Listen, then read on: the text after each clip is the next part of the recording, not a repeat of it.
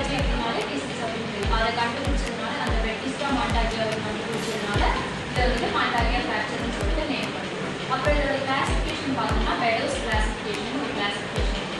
பெடோஸ் classification அப்படிங்கிறது Lewis பெடோஸ் அப்படிங்கிற ஒரு சயின்டிஸ்ட் வந்துட்டு 1948 இதை வந்துட்டு 4 டைப்ஸாக டிவைட் பண்ணியிருக்காங்க. Type 1, type 2, type 3, type 4.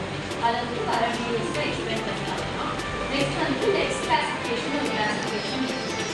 Lex classification என்னன்னா அதை ரேடியன் பேஸ் வந்துட்டு எந்த பேஸ் பண்ணி அதோட லொகேஷனை பேஸ் பண்ணியும் அப்புறம் டிஸ்லோகேட் ஆகிருக்கிறத பேஸ் பண்ணியும் லெக்ஸ் கிளாசிஃபிகேஷன் வந்து பார்ப்போம். அப்புறம் அதோட மெக்கானிசம் ஆஃப் இன்ஜுரி இந்த மாண்டாகியா ஃப்ராக்சரில் சயின்ஸும் சிஸ்டம்ஸ் எந்த மாதிரி இருக்கும் அதை எப்படி டயக்னோசிஸ் பண்ணுவோம் அதை எப்போ கூட வச்சு collection physical examination and x-ray நியூஸில் வந்து பார்த்து கிளியர் பண்ணுவோம். அடுத்தா ட்ரீட்மெண்ட் வந்து open reduction and close reduction பண்ணணும் அப்படிங்கிறது மாண்டாகியா ஃப்ராக்சர் வந்து பேடஸ் கிளாசிஃபிகேஷன் அப்படிங்கிற ஒரு கிளாசிஃபிகேஷன் கிளாசிஃபை பண்ணலாம். அது வந்து டைப் 1, டைப் 2, டைப் 3, டைப் 4 இருக்குது. அதுக்கப்புறம் லிப்ஸில் வந்து அதில் டைப் 1, டைப் 2, டைப் 3. மாண்டாகியா ஃப்ராக்சர் அப்படின்னா ப்ராக்சிமல் அண்ணாவோட ப்ராக்சிமல் தேர்ட் ஷாஃப்ட்ல வந்து ஃப்ராக்சர் அதுக்கும் வந்து ரேடியஸோட ஹெட் வந்து டிஸ்லோகேட் ஆகும். இதுதான் மாண்டாகியா ஃப்ராக்சர்.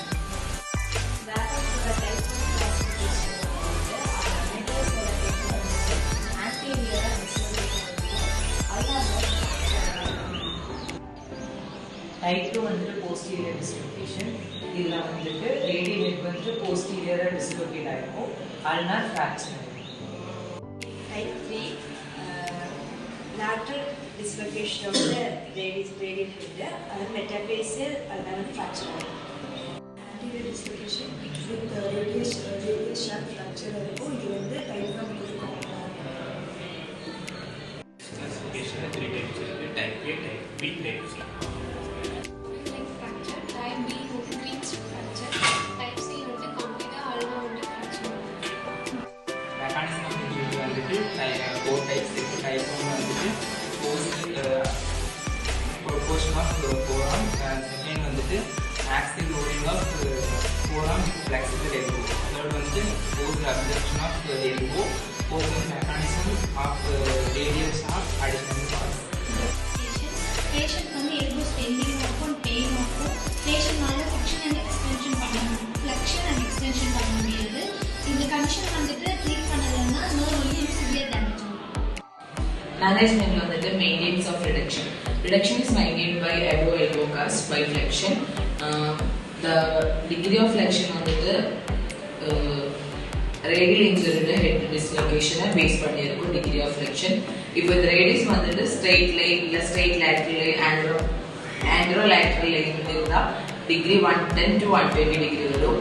இல்ல posterior lateral இருந்தா degree 70 to 80 degree வரும். Also forearm rotation இதுக்கு ஹெல்ப் ஆகும் reduction maintain பண்ணுறது. First ulnar open reduction and internal fixation பண்ணுவாங்க. இன்ட்ராமெண்டரி மெயின்டெனன்ஸ் ட்ரீட்மெண்ட் பண்ணுவாங்க. அதுக்கப்புறம் அந்த அல்னார் வந்து கிளியர் ஆனதுக்கப்புறம் ரேடியஸோட ஹெட்டுக்கு என்ன பண்ணுவாங்கன்னா க்ளோஸ் ரிடக்ஷன் பண்ணுவாங்க.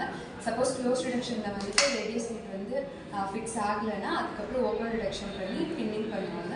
அதுக்கப்புறம் போஸ்ட் ஆப்ரேட்டிவாக என்ன பண்ணுவாங்கன்னா பிஓபி போட்டு ஸ்ப்ளின் போட்டு